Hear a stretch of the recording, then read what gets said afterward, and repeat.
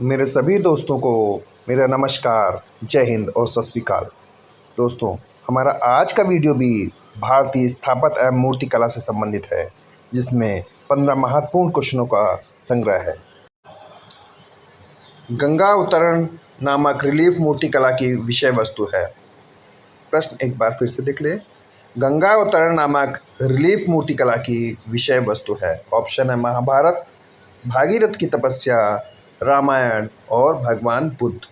तो इनमें से भागीरथ की तपस्या जो है वो गंगा अवतरण नामक रिलीफ मूर्ति की विषय वस्तु है। कौन सा? भागीरथ की तपस्या।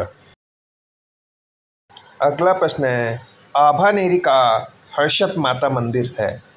क्या प्रश्न है? आभानेरी का हर्षत माता मंदिर है।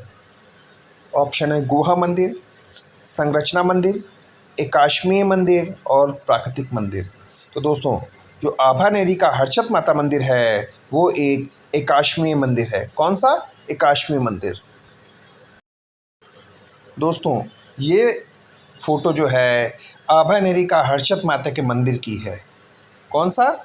आभानेरी का हर्षत माता का मंदिर। देखिए अगला प्रश्न है, किस चित्र में सृष्टि का सृजन, विनाश, जीवन तथा मरण का सजीव दृश्य दर्शाया गया है? प्रश्न एक बार फिर से देख लीजिए। किस चित्र में सृष्टि के सृजन, विनाश, जीवन तथा मरण का सजीव दृश्य दर्शाया गया है? ऑप्शन है नटराज नृत्य में, शिव नृत्य में, कामदेव नृत्य में, इनमें से सभी नृत्यों में। तो दोस्तों, जो जीवन के सृष्टि, विनाश और जीवन तथा मरण का सजीव दर्द दर्शाया गया है वो किस में दर्शाया गया है? वो नटराज नृत्य में दर्शाया गया है। किस में? नटराज नृत्य में। यहाँ पर देखिए दोस्तों, नटराज की मूर्ति दिखाई गई है। किसकी? नटराज की। अगला प्रश्न दोस्तों, गोमतेश्वर की केवल एक ही पत्थर से बनी मूर्ति की स्थापना कहाँ की गई? दिए गए विकल्पों में से चयन करें। प्रश्न एक बार फिर से देख लीजिए। गोमतेश्वर के केवल एक ही पत्थर से बनी मूर्ति की स्थापना कहाँ की गई? दिए गए विकल्पों से चयन करें। तिरुवन्नामलाई, कुंभकोणम, श्रवणबेलगोला और मैसूर। तो दोस्तों, गोमतेश्वर में एक ही पत्थर से बनी की मूर्ति की स्थापना श्रवणबेलगोला में की गई। कहाँ की गई? श्रवणबेलगोला में। अगला प्रश्न है, मूर्तिकला से उत्पन्न एक प्रयोगात्मक कला है। क्या प्रश्न है? मूर्तिकला से उत्पन्न एक प्रयोगात्मक कला है। ग्राफिक कला, लोक कला, संस्थापन कला और परंपरागत कला।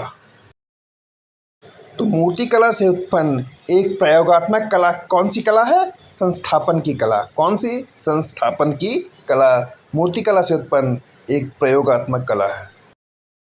अगले प्रश्न की तरफ चलते हैं। सबसे ऊंची बुद्ध की मूर्ति जो हाल में ध्वस्त की गई कहाँ स्थित थी? प्रश्न है, सबसे ऊंची बुद्ध की मूर्ति जो हाल में ध्वस्त की गई कहाँ स्थित थी? ऑप्शन है काबुल, कुंदल, बामियान और कैसर। तो दोस्तों, जो सबसे ऊंची बुद्ध की मूर्ति नष्ट की गई वो बामियान में थी। कहाँ थी? बामियान में। स्थापत्य कला जिसमें आकृति सपाट धरातल से उभरकर त्रिआयामी रूप धारण करती है, क्या कहलाती है? प्रश्न एक बार फिर से देख लिए। स्थापत्य कला जिसमें आकृति सपाट धरातल से उभरकर त्रिआयामी रूप धारण करती है, क्या कहलाती है? ऑप्शन है low relief, high relief, emerging relief और ग्रेफाइट। तो दोस्तों, स्थापत्य कला की वह आकृति सपाट धरातल से जो उभरकर त्रिआयामी रूप धारण करती है वह हाई रिलीफ कहलाती है। क्या कहलाती है? हाई रिलीफ में। दोस्तों, हाई रिलीफ में ही आकृति को धरातल से उभार कर त्रिआयामी रूप धारण करती है। अगला प्रश्न है, स्तंभों पर सजाई गई पालतू घोड़ों की एक मूर्तिकला तत्व को इनमें से किस राजा के समय देखा जा सकता है?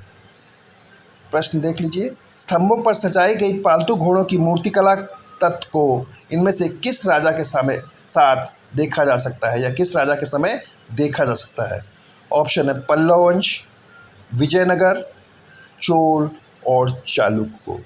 तो दोस्तों विजयनगर के साथ स्तंभों पर सजाई गई पालतू घोड़ों की मूर्ति की एक मूर्तिकला तत्व को देखा जा सकता है। किसके? विजयनगर के साथ। अगला प्रश्न है, दुर्गा मंदिर में स्थित प्रसिद्ध मूर्तिकला महिषासुरमर्दिनी निम्नलिखित स्थानों में से कहाँ स्थित है? प्रश्न एक बार फिर से देख लीजिए। दुर्गा मंदिर में स्थित प्रसिद्ध मूर्तिकला महिषासुरमर्दिनी निम्नलिखित स्थानों में कहाँ स्थित है? ऑप्शन है हम्पी में, ऐहोल में, प्रदत्तकल में और बादामी में। तो दोस्तों दुर्गा मंदिर में स्थित प्रसिद्ध मूर्तिकला महिषासुरमर्दिनी जो है ऐहोल में स्थित है। कहाँ? ऐहोल में। अगला प्रश्न है, निम्नलिखित में से किस सामग्री का उपयोग जगन्नाथ की मूर्ति में किया गया है?